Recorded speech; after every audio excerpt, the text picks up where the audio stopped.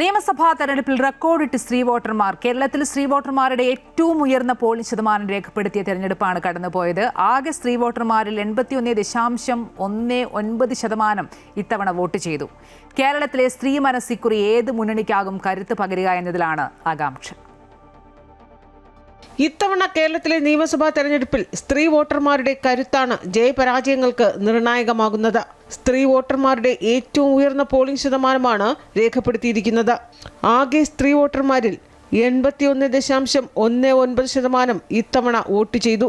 2021 ഇത് 73.94% പുരുഷ സ്ത്രീ വോട്ടർമാരുടെ പോളിംഗ് ശതമാനത്തിൽ ഇക്കുറി 6% വ്യത്യാസമുണ്ട്.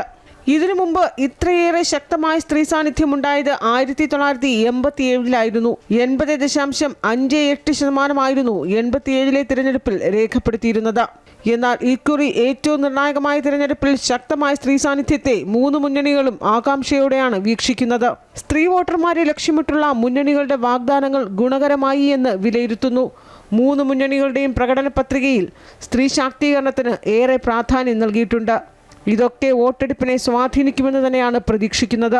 അതേസമയം ജെൻസി വോട്ടർമാരിലും വനിതാ പ്രാതിനിധ്യം കൂടുതലാണ്. ജെൻസി മനസ്സ് ഏത് രീതിയിലാകും ചിന്തിക്കുക എന്നത് പ്രവചനാതീതമാണ്. അതുകൊണ്ട് തന്നെ കേരളത്തിലെ 81%-ലധികം സ്ത്രീകളും എന്തായിരിക്കും നിശ്ചയിച്ച് ഉറപ്പിച്ചത് എന്നതിൽ മെയ് 4 പെട്ടി പൊട്ടിക്കുമ്പോൾ മാത്രമേ അറിയാനാകൂ. അതുവരെ കൂട്ടലും കിഴിക്കലുമായി മുന്നണികൾ. അമൃത ന്യൂസ്, തിരുവനന്തപുരം.